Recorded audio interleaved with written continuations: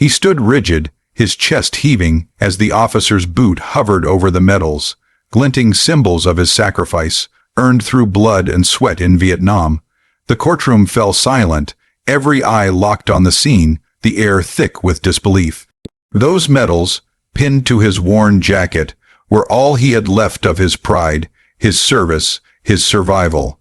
And now, in a single, deliberate motion, the officer's heel came down, grinding them into the polished floor, the crunch echoing like a gunshot. This wasn't just an act of disrespect, it was a declaration of war. Wherever you're watching from, whether it's New York, Chicago, London, or Manchester, this moment demands your attention. This is the story of James Edward Harris, a black veteran whose fight for justice collided with a system that seemed determined to break him. It's a story of defiance, betrayal, and a courtroom confrontation that exposed the raw nerve of prejudice in a small southern town. Share this story, let it be heard. James Harris, 68 years old, had walked into the Cleburne County Courthouse in Alabama on a humid July morning in 2023, carrying the weight of his past. A Vietnam War veteran, he'd served 2 tours, earning a Purple Heart and a Bronze Star for valor. His body bore the scars of shrapnel, his mind the quieter wounds of war.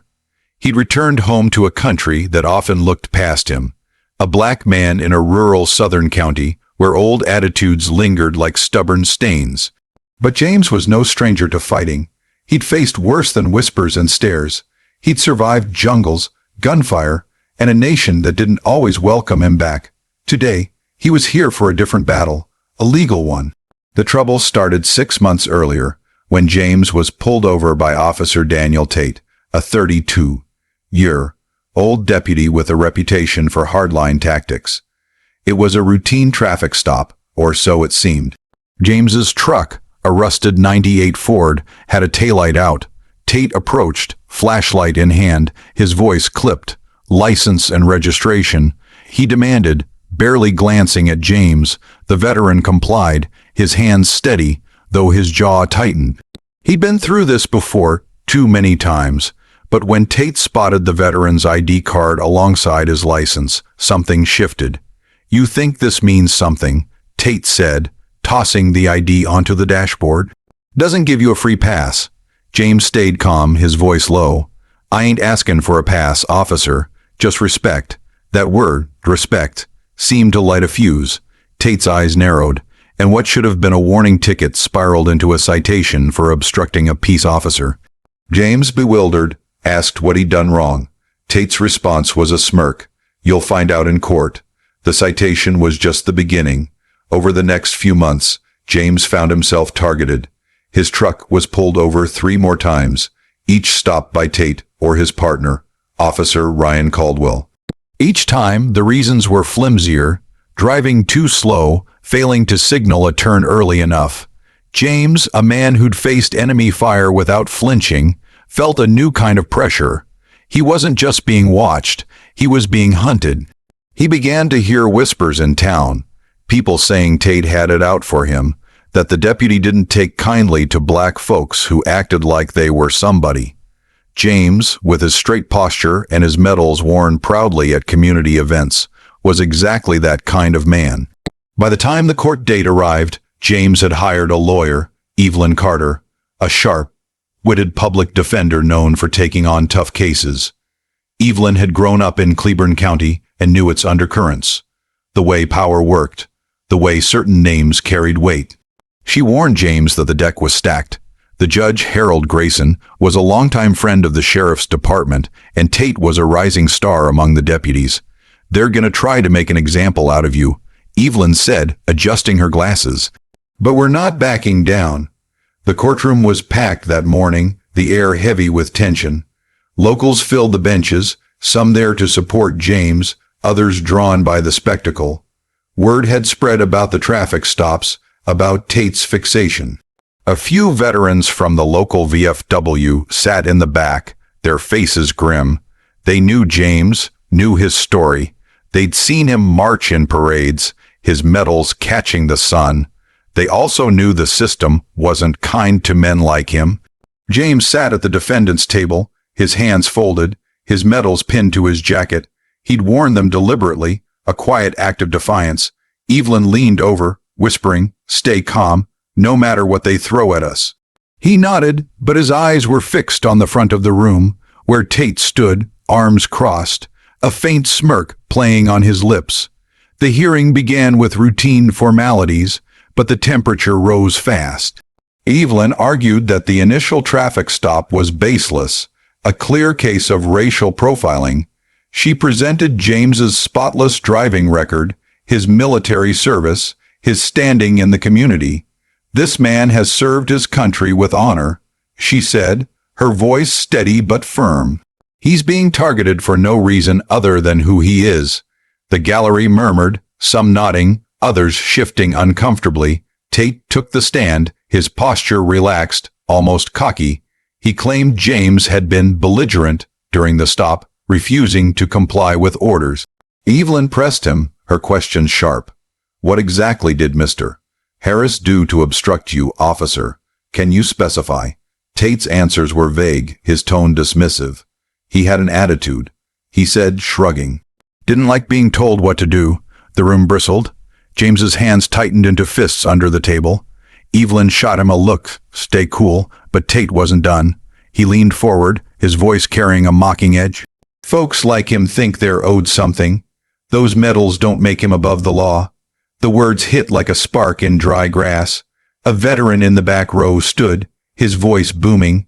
"You got no right to talk about his service." The judge banged his gavel, calling for order, but the tension was electric. Evelyn seized the moment, turning to the judge. "Your Honor, this officer's bias is clear. His actions are an abuse of power, and his testimony is inconsistent." Grayson, a heavy-set man with a reputation for favoring law enforcement, leaned back in his chair. "Ms. Carter, I suggest you watch your tone. Officer Tate is a respected member of this community." Evelyn didn't flinch. "With all due respect, Your Honor, respect is earned. My client has earned it. This officer has not." The argument escalated, voices rising.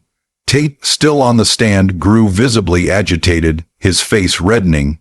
James, silent until now, spoke up, his voice low but cutting. "I fought for this country. I bled for it. You think you can take that from me?" He tapped the medals on his chest. Tate's eyes locked on them, and something snapped. What happened next stunned the room. Tate stepped down from the stand, strode toward James, and without warning, ripped the medals from his jacket. They clattered to the floor, glinting under the fluorescent lights. Before anyone could react, Tate raised his boot and brought it down, crushing the medals with a sickening crunch. The courtroom erupted. Gasps, shouts, the bang of Grayson's gavel. "Order! Order!" The judge bellowed, but his voice was drowned out. James didn't move. His eyes, burning with a mix of rage and pain, stayed fixed on Tate. Evelyn grabbed his arm, whispering urgently, "Don't give them a reason." But the damage was done. The gallery was on its feet, veterans shouting, locals arguing. One woman, a retired teacher, yelled, "That's a disgrace." A man in a sheriff's deputy uniform smirked from the back, whispering to a colleague. Evelyn, her voice shaking with fury, turned to the judge. "Your Honor, this is an outrage. This officer just desecrated a veteran's honors in open court." Grayson, flustered, called for a recess, but the room was chaos. Tate stood there, unapologetic, his boot still on the crushed medals. James, still seated, looked at the floor where his pride lay shattered. "You can break those," he said, loud enough for the room to hear, "but you can't break me." The recess did little to cool tempers. Outside the courtroom, veterans gathered, their voices a mix of anger and disbelief. "That's not just an insult to James," one said, a former Marine with a gray beard. "That's an insult to all of us."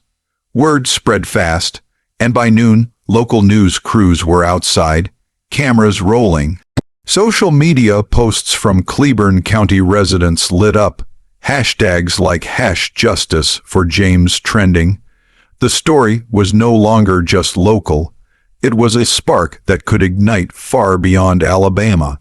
Back in the courtroom, Evelyn filed an emergency motion to dismiss the charges, citing Tate's conduct as evidence of bias. She also demanded an investigation into the sheriff's department. This isn't just about a traffic stop, she argued. This is about a pattern of harassment and a blatant act of disrespect to a veteran's service. Grayson, under pressure, agreed to review the motion but refused to suspend Tate, who was escorted out by fellow deputies, his expression defiant.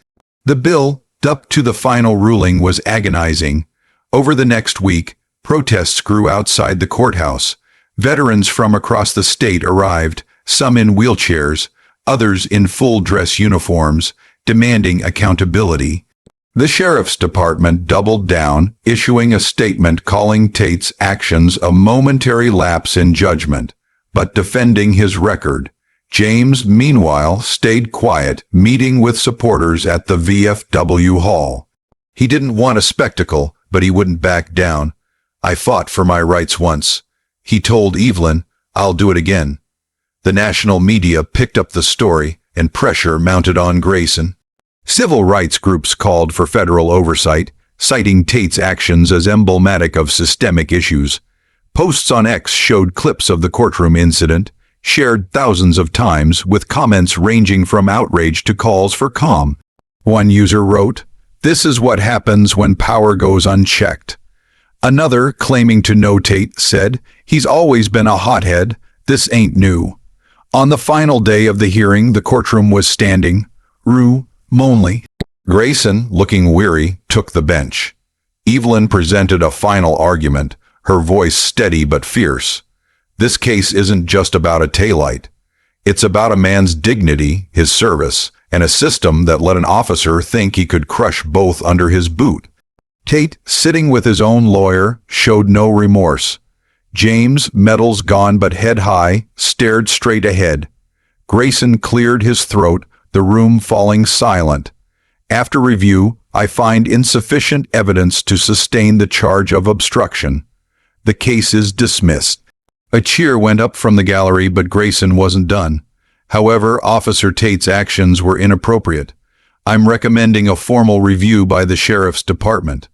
It was a half measure, and the room knew it. Tate's face twitched, but he said nothing. As James walked out, veterans lined up to shake his hand. Evelyn, beside him, whispered, "This isn't over. We'll push for more." James nodded, his eyes distant. "It's never over," he said. "Not for men like me." The twist came days later. A leaked bodycam video, obtained by a local reporter, showed Tate bragging to Caldwell about putting that old man in his place during the first traffic stop.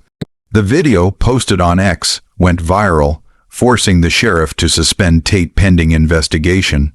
Protests grew louder, and a federal civil rights probe was announced. James, now a reluctant symbol, spoke at a rally. "I didn't ask for this fight," he said, his voice steady, "but I'll finish it. This story isn't just James's, it's a call to action from wherever you're watching. Atlanta, Birmingham, London, or beyond. Share this. Demand accountability. Let the world know what happened when an officer thought he could crush a veteran's honor under his boot. The fight for justice doesn't end in a courtroom.